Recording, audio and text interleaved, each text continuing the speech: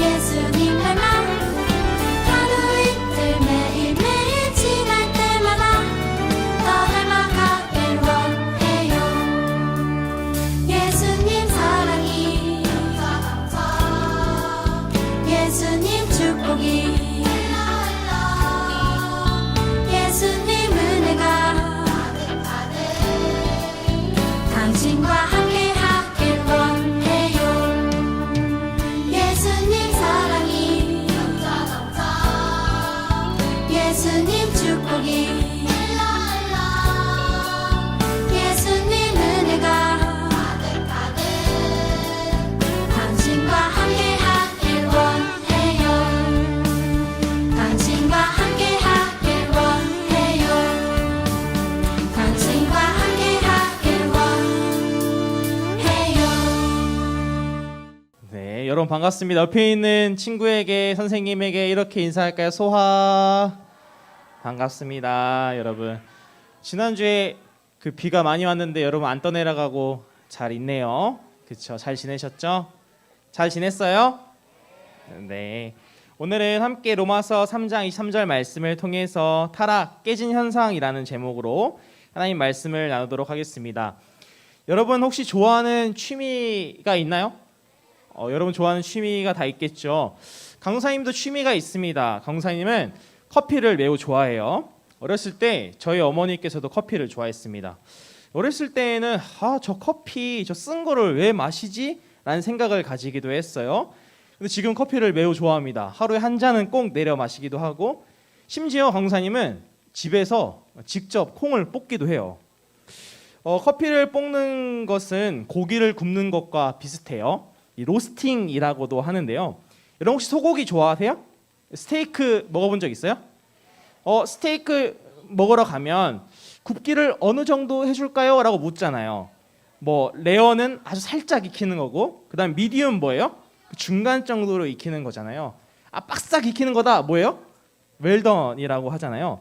커피도 마찬가지예요. 약하게 볶는 거, 중간 정도로 볶는 거, 강하게 볶는 것, 이렇게 해서 나눠지게 됩니다. 그래서 약배전, 중배전, 강배전이라고 이렇게 나누게 되는데요. 커피 콩마다 맛을 나타낼 수 있는 특징이 다 다릅니다. 그래서 커피의 콩의 맛의 특색을 잘 나타내기 위해서는 커피를 잘 볶는 게 핵심이에요. 내가 어떻게 볶는지에 따라서 그 맛이 좌우하게 됩니다. 그런데요, 언젠가 강사님이 집에서 혼자 로스팅을 하다가 불 조절에 실패한 적이 있어요. 불을 너무 세게 틀었는지 다 태워 먹어버렸습니다. 그럼 어떻게 되는지 아세요? 그러면 집안에 연기가 가득하게 차게 되고요, 온 집안이 지저분하게 됩니다. 엄마한테 등짝 스매싱 맞을 정도의 그렇게 됩니다. 커피를 볶게 되면요, 연기가 생기게 되고요, 특별히 커피에 껍질이 생기게 돼요. 그래서 집 정리를 해야 돼서 너무나도 힘들었던 적이 있습니다. 그래서 강사님 너무 마음이 아팠어요. 커피를 로스팅을 실패하니까 마음이 너무 아팠습니다. 또 하나는 마음이 너무 아팠던 게, 내가 볶은 콩을 원하만큼 잘 볶이지 않아서 쓰레기통에 다 버렸을 때, 그때 마음이 너무 아팠어요. 또 로스팅 해야 된다니, 뭐 이런 생각을 하게 되었습니다. 내가 정말 좋아하는 커피가 최상의 맛을 내지 못하고 다 태웠을 때 강도사님의 마음이 어땠을 것 같아요, 여러분? 마음이 안 좋았을 것 같아요. 커피콩을 로스팅해서 실패하는 마음과는 비교하지 못할 정도로 매우 안타까운 마음을 가진 분이 오늘 말씀에서 등장합니다. 바로 기독교 세계관에서 이야기하는 것인데요, 바로 이것이에요. 함께 읽어볼까요? 시작. 하나님 아버지의 마음을 아프게 한 일. 하나님이 창조하셨다는 것을 우리는 믿습니다. 지난 시간에 목사님께서도 하나님이 창조했다는 것을 우리에게 전해주셨죠. 그런데 하나님이 만든 온 세상이, 특별히 하나님의 형상을 담은 이 인간이 하나님의 뜻과 하나님의 목적에 맞지 않는 삶을 살아간 사건이 등장합니다. 이것은 하나님의 마음을 정말로 아프게 한 일이에요. 저는 오늘 여러분들과 함께 기독교 세계관의 두 번째 주제인 타락에 대한 이야기를 하려고 합니다. 타락은 하나님의 형상인 내가 하나님의 뜻과 목적에 맞지 않고 하나님의 형상을 잃어버린 것, 그것을 말하는 것이에요. 로마서 3장 23절 말씀을 통해서 타락이라는 기독교 세계관을 함께 살펴보았으면 좋겠습니다. 여러분 왜 타락했을까요? 죄에 대해서 한번 살펴봤으면 좋겠는데요. 오늘 말씀 한번 읽어봤으면 좋겠습니다. 로마서 3장 23절 말씀을 여러분 목소리로 큰 소리로 한번 읽어볼까요? 시작.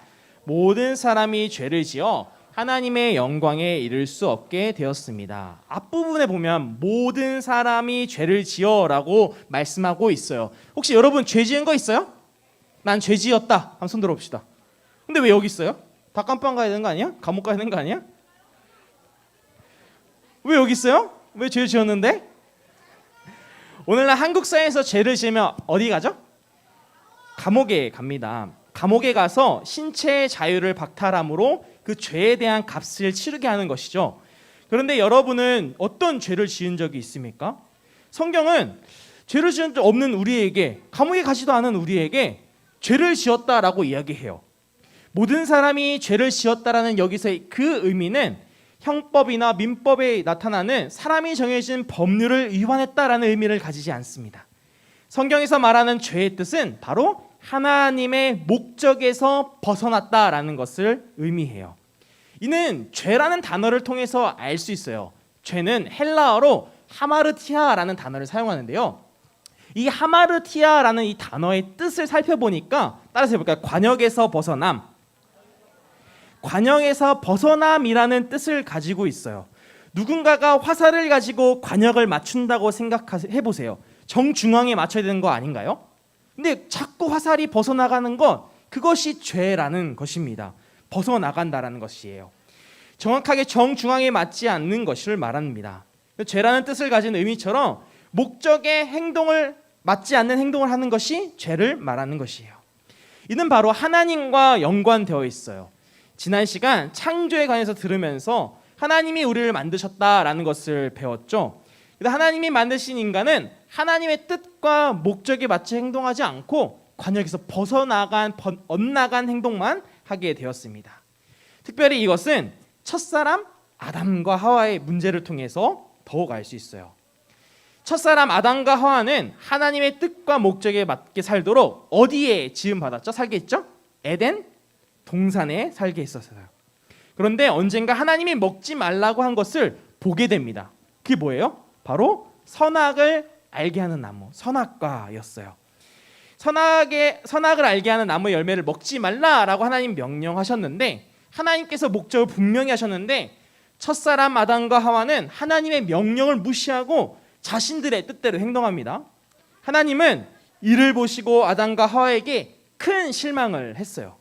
자신의 뜻으로 살아가는 아담과 하와는 에덴 동산, 하나님이 정하신 그 공간에서 더 이상 있을 수 없게 되었습니다. 그래서 쫓겨나게 됩니다.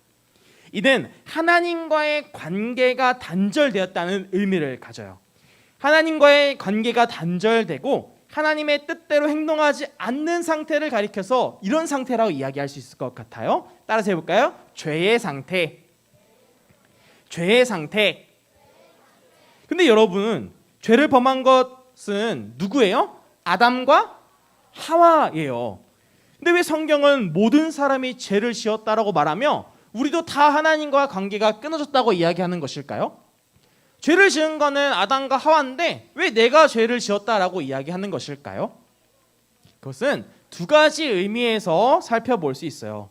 먼저는 첫사람 아담과 하와는 온 인류를 대표하는 대표성을 가지고 있어요.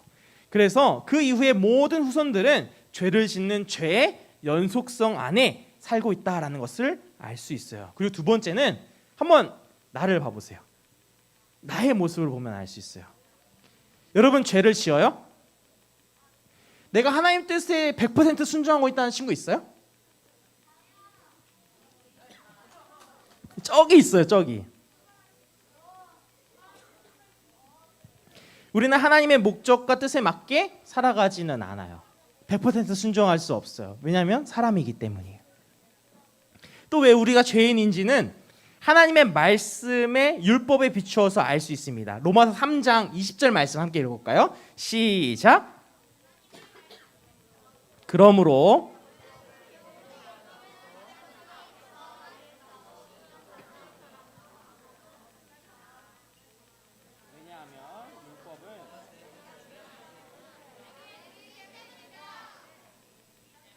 율법은 하나님의 주신 규칙이에요. 하나님의 말씀이기도 하죠. 하나님의 말씀을 우리의 삶에 비춰보면, 하나님 말씀 읽고 나 삶을 돌아보면 우리가 죄인이구나 라는 것을 알 수 있어요. 간단하게 한번 살펴봅시다. 여러분 10계명 말씀 알죠? 그 중에 5계명 말씀은 바로 부모를 공경하라입니다. 여러분 아침에 그 말씀에 순종했나요? 오늘 아침에 깨우는 부모님을 향해서 짜증낸 친구, 부모를 공경하라 했는데 짜증내면 돼요? 부모님도 죄인이구나. 엄마도 짜증냈어요? 그랬군요. 그러니까 우리 모두가 죄인이란 말, 성경 말씀을 비춰서 봤을 때 맞다라는 것을 알 수 있어요. 그러므로 율법은 우리가 어떤 존재인지를 알려주는 것이에요. 나는 죄인이구나. 나는 죄인이구나 라는 것을 알 수 있습니다. 우리는 하나님의 뜻과 목적에 따라서 살아가지 못하는 죄인이라는 사실을 알게 됩니다. 그렇다면 이 죄인, 이 타락의 결과는 무엇일까요? 이 시대에 죄를 지으면 어디를 간다 했죠? 이 시대에서 죄를 지으면 지옥 가요 바로? 감옥 간다 했잖아요. 성경에서 말하는 죄인은 이 값을 치르게 된다고 이야기하시는데, 에덴 동산에서 쫓겨난 그 순간부터 하나님이 주신 영원한 생명을 갖지 못한 상태를 살아가게 됩니다. 즉 죽음의 상태를 가지게 돼요. 따라해 볼까요? 죽음. 영국의 한 교회의 묘비에는 이런 글귀가 있다고 해요. 한번 읽어볼게요. 제가. 우리 모두는 죽을까요? 우리는 모두 죽을 거예요. 모두 죽어요. 우리는. 죽음은 우리 모두에게 예정되어 있어요. 남자나 여자나 나이가 많은 사람이나 작은 사람이나 불문하고 우리 모두에게 있어서 삶의 끝은 항상 있다는 것입니다.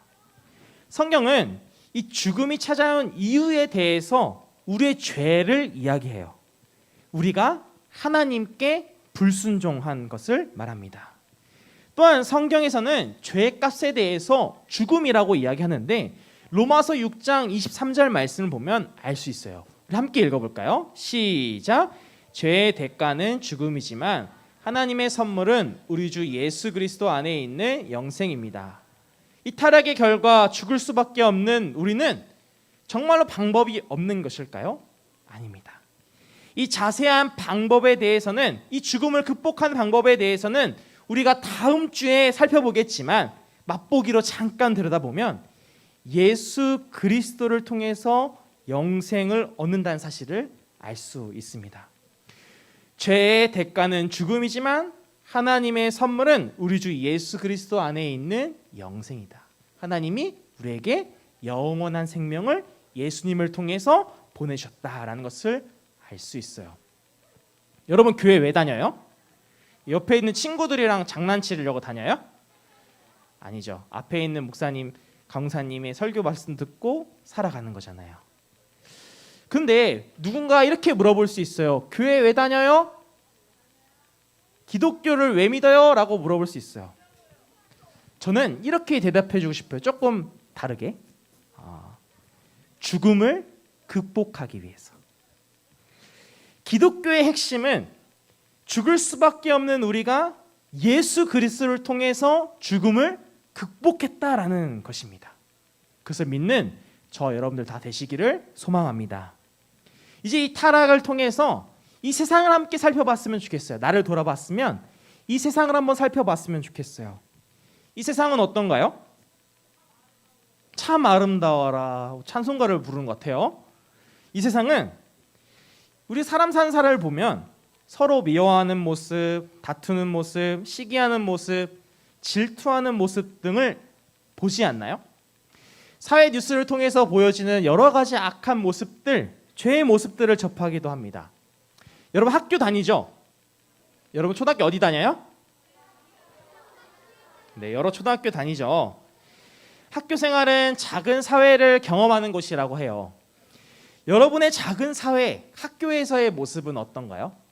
아름답기만 하나요? 즐겁기만 하나요?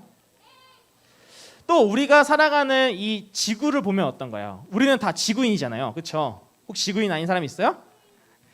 지구의 모습을 보면 어떤가요? 환경 파괴로, 기후 위기로, 멸종 위기 등 다양한 위기들을 우리는 겪고 있어요. 왜 그럴까요? 이렇게 세상이 깨진 이유가 무엇일까요? 바로 그것은 따라해 봅시다. 인간 때문에. 인간의 타락 때문인 것이에요. 인간의 타락은 인간 자신뿐이 아니라 하나님께서 만드신 이 세상을 망가뜨리고 파괴해 나가는 거예요. 계속해서. 이렇게 망가지고 파괴되는 세상을 보시면서 만드신 이 창조주 하나님은 어떤 마음을 가지실까요? 하나님은 아마 앞서 로스팅에 실패한 강도사님의 마음을 갖고 있지 않을까요? 그보다 훨씬 더 심한 마음을 갖고 있을까요? 안타까운 마음이 들 것이고 긍휼한 마음을 가지고 있을 것이고, 그리고 무엇보다 하나님은 우리가 원래 가지고 있던 하나님의 형상으로 회복되기를 소망할 것입니다. 이 망가진 세상 속에서 이 망가진 세상과 우리는 무엇이 필요한가요? 한번 외쳐볼까요? 시작. 큰 소리로 시작. 회복이 필요한 것이에요. 이제 말씀을 마치려고 합니다. 사랑하는 소년 어린 성도님들, 기독교 세계관의 타락에 대해서 함께 살펴보았어요. 죄는 앞서 뭐라고 얘기했죠? 하나님의 뜻과 목적에 따르지 않는 것, 그것이 죄라고 배웠어요. 이 죄의 결과로 인간은 죽을 수밖에 없다라고 배웠어요. 이 세상도 어떤가요? 이 세상도 죄의 결과로 미움, 다툼, 시기, 질투, 환경 파괴, 기후 위기, 멸종 위기 등 여러 가지 문제들이 많이 있어요. 이제 타락의 이 기독교 세계관을 통해서 살펴본 우리들의 세상은 진정이 필요한 것이 무엇이 있을까요? 그것은 바로 회복입니다. 성경은 이렇게 이야기해요. 진정한 회복을 할 수 있는 방법 한 가지를 소개하는데요. 그 한 가지는 바로 예수 그리스도를 믿는 것입니다. 따라서 보실까요? 예수 그리스도를 믿는 것. 저와 여러분들이 이 타락의 관점에서 이제 회복되는 사람들이 다 되시기를 간절히 소망합니다. 우리 이 시간 다 같이 기도하겠습니다. 들은 말씀을 기억하면서 하나님, 내가 지었던 죄들이 있다면 하나님께 고백하고 잘못했다 용서를 구하고 이제는 죄의 모습으로 살아가는 것이 아니라 회복의 모습으로 깨진 형상이 회복되게 해달라고 우리 이 시간 함께 기도하며 나아가도록 하겠습니다. 기도하겠습니다.